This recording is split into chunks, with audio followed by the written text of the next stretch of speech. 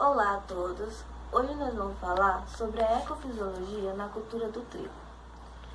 O meu grupo é composto por mim, Natasha, pelo Michel, o Nielson e a Paula. O trigo ele tem grande importância econômica.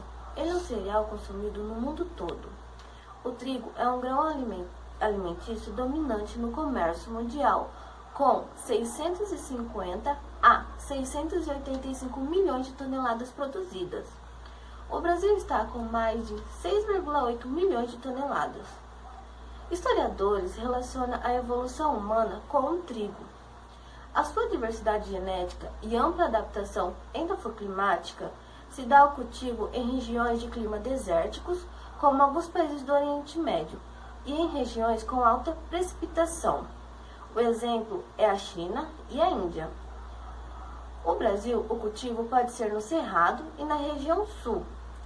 No Cerrado, o cultivo de tritículas são em Mato Grosso do Sul, Mato Grosso, Minas Gerais e Bahia.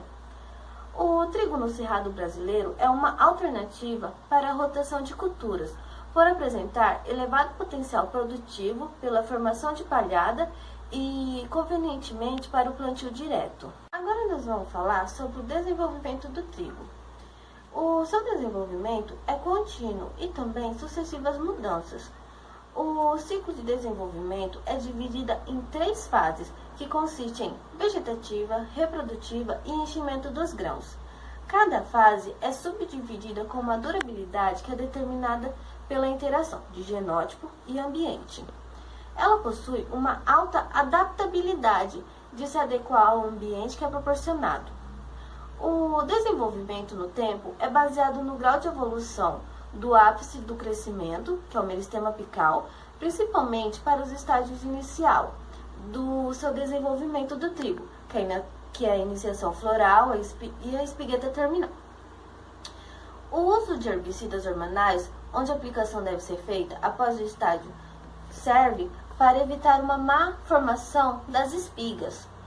Por meio disso, ocorre o estágio do seu desenvolvimento, que são definidos entre 2 fases, em que os órgãos, tendo exemplo os grãos, as espiguetas, folhas e os afilhos, que são determinados. O uso de aplicação nitrogenada ajuda no rendimento de grãos e deve estar disponível na quantidade e no momento que ela mais necessita. Agora eu vou falar sobre a fase vegetativa. Ela se inicia com a semeadura e previamente já ocorre a embebição da semente e a emergência da cultura. Ela necessita de uma temperatura de 15 a 31 graus para sua germinação e uma disponibilidade de água no solo de 35 a 40%. A fertilidade do solo e a luz não representam um papel importante nesse processo, pois para o crescimento inicial estão armazenados no endospermas e suprem esse processo até o aparecimento de folhas verdes. É importante o tamanho da semente, porque quanto maior será a sua reserva, mais rápido o estabelecimento das plântulas. O ponto de crescimento foliar já conta com 3 a 4 folhas iniciais e se estende até a iniciação floral. E a fase da espigueta terminal marca o momento em que todas as espiguetas foram iniciadas e começa o alongamento do colmo. Agora, a fase reprodutiva. Ela é caracterizada como afilhamento. O grão primário determina sua produção e o número de filhos por plantas. Nessa fase, se conter um potencial abaixo do que é desejado e que a cultura necessita, acaba sendo limitada a capacidade do dreno e reduz a produção de grãos. O encargo da emergência foliar é importante para a produção e iniciação dos asfilhos, a quais são formados precocemente e têm mais chances de produzir espiguetas. O ambiente e suas características genéticas têm um processo que influencia no processo de produção de afilhado. Agora, os enchimentos de grão. Nessa fase, ela é insensível ao fotoperíodo e responde somente à temperatura. O aumento da temperatura, o seu desenvolvimento é acelerado e com isso ocorre a redução de peso no final do grão, mais que o conteúdo total de proteínas. Assim, Altas temperaturas durante o enchimento do grão pode reduzir a produção de grãos, aumentando o conteúdo de proteínas. Dessa forma, temperaturas moderadamente altas influenciam na qualidade da farinha, na extensibilidade, na força e no volume da massa, e alterarem as taxas e acumulação de várias frações proteicas durante o enchimento de grãos. Bom, agora eu vou passar minha fala para o Michel. Olá, estarei falando sobre os fatores que afetam a duração das fases de desenvolvimento da cultura do trigo. Essas fases, elas são reguladas por 3 fatores. A primeira é a temperatura, segundo, vernalização, que é o requerimento de horas de frio pela cultura, e o fotoperíodo, que é a quantidade de dias. O primeiro fator é a temperatura. Em particular, ela induz uma série de mudanças fisiológicas no rendimento de grãos, por exemplo, nas proteínas, amido. E uma temperatura ótima para o cultivo da cultura é em torno de 18 e 24 graus Celsius.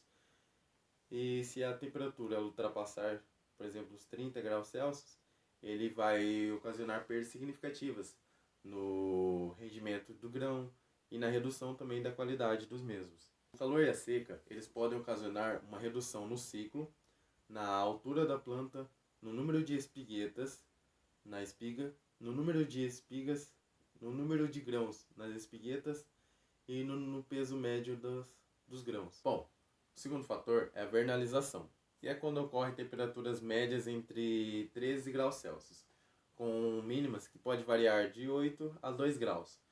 E eles só surtem efeito apenas até a emergência da penúltima folha. E tem estudos ainda que mostram a prolongação da maturação dos grãos de pólen sob baixas temperaturas, que podem variar de 2 a 6 ou 9 dias, dependendo da cultivar. Períodos com temperatura abaixo de 0 graus Celsius diminui a tolerância ao frio de plântulas de trigo de inverno, onde que a tolerância de geadas de plantas aclimatadas elas pode chegar até menos 15 graus Celsius durante um período de 6 dias, e de menos 18 graus durante 24 horas, e de menos 23 graus durante 12 horas. Porém, quanto maior for o tempo de exposição a temperaturas congelantes, maior será o dano causado à cultura. E agora eu vou passar a palavra para o meu colega Nielson, que vai falar um pouco sobre fotoperíodo. Boa noite, meu nome é Nielson Vieira e eu vou estar falando aí um pouco mais sobre o fotoperíodo, a água e o zoneamento agrícola na cultura do trigo. Então, primeiramente, aí, em relação ao fotoperíodo, o que são plantas de dias longos? Bom, são aquelas aí que florescem quando submetidos ao período de escuridão menor, inferior aí ao fotoperíodo crítico.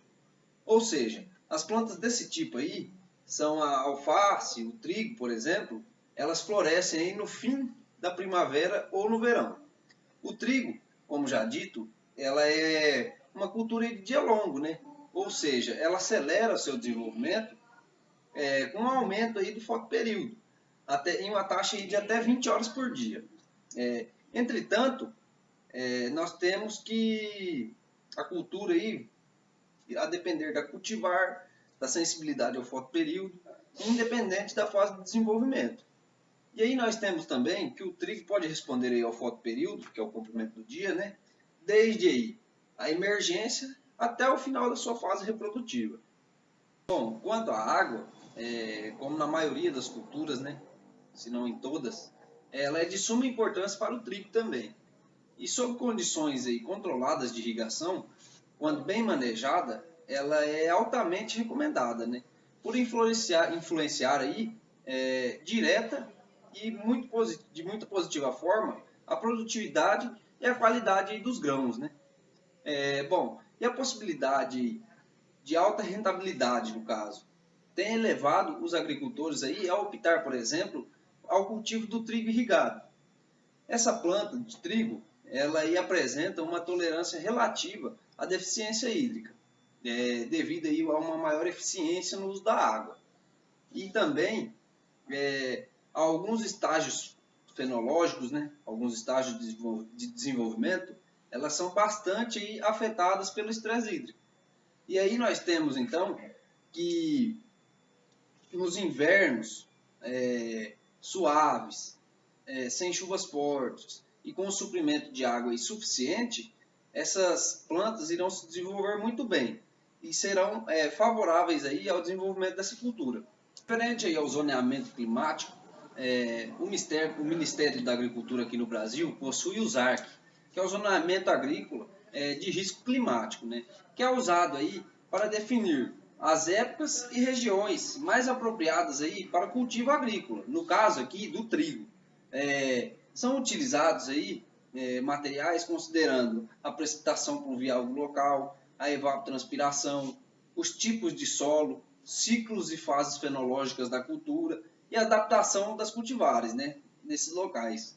Bom, e aí nós temos que nas regiões do Brasil, produtoras de trigo, os maiores riscos de perda aí são relacionados aí com a temperatura elevada, a deficiência hídrica, geadas no espigamento, o excesso de água, de chuva, também no espigamento, o excesso de chuva na colheita, que isso impacta aí, na qualidade dos grãos. E no Brasil, o cultivo de trigo aí se adaptou nas regiões temperadas, subtropicais e tropicais, destacando-se aí as áreas centro e sul do Brasil. No caso, o Paraná é um grande produtor aí de trigo devido ao zoneamento climático ser bastante favorável. E é isso que eu tinha que falar. Agora eu passo a minha palavra para a Paula, para dar continuidade aí na apresentação. Muito obrigado a todos e até mais. Sou a acadêmica Paula Renata e estarei dando continuidade na apresentação falando sobre a importância do período espigueta terminal antese. A capacidade fotossintética do trigo em fornecer energia para o crescimento dos grãos culmina na evolução do rendimento de grãos. Este componente relacionado ao período tem um papel de extrema importância, uma vez que neste período é estabelecido o número de flores férteis e, consequentemente, o estabelecimento do número potencial de grãos por área. A cultura possui um alto potencial produtivo. No entanto, a produção tem sido insignificativa. Com isso, os pesquisadores da Embrapa tentam identificar os motivos desta baixa expressividade do potencial produtivo para reverter a situação e assim obter resultados satisfatórios, sendo comprovado que a duração maior do período entre o estágio da espigueta e antese estão diretamente relacionados à maior produção de grãos. Durante o período crítico de crescimento das espigas, as limitações impostas pelo ambiente têm efeitos negativos diretamente no rendimento de grão. Devido a este fato, dá-se a importância de manejar-se o cultivo, explorando a interação genótipo e ambiente. Com isso, irei apresentar algumas estratégias para aumentar o período crítico. Uma delas é o controle dos estágios da planta, que visa a grande disponibilidade de recursos como luz, água, nutrientes e outros fatores essenciais. Outro componente é a distribuição temporal da cultura, que visa a utilização dos recursos ambientais, onde se planta semeando em épocas com temperaturas mais amenas e radiação solar alta, eu terei uma grande produção de biomassa e, consequentemente, aumenta a produção. Outra estratégia é a semeadura antecipada, onde ela, realizada na segunda quinzena de maio, reduziu o tempo de duração dos estágios iniciais da cultura do trigo, antecipando assim o estágio de espigueta, terminal e antese, onde ela foi desenvolvida em épocas mais favoráveis e com maior disponibilidade de recursos exigido pela cultura no período crítico.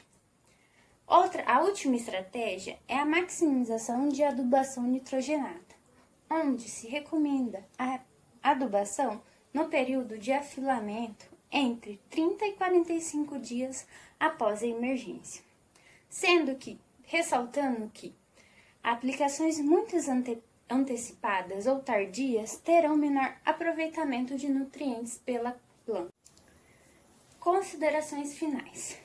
Como vimos no desenvolvimento do trabalho, Ecofisiologia da cultura do trigo, a produção do mesmo depende apenas do conhecimento de aspectos relacionados à própria planta, ou seja, o crescimento e o desenvolvimento da mesma, sendo de fundamental importância realizar o planejamento da lavoura, privilegiando assim boas práticas que tornam possíveis elevar o rendimento de grãos em trigos, realizando-se o básico corretamente e entendendo as variáveis presentes em cada região ou talhão da lavoura. Muito obrigada pela sua atenção e qualquer dúvida nós estamos à sua total disposição.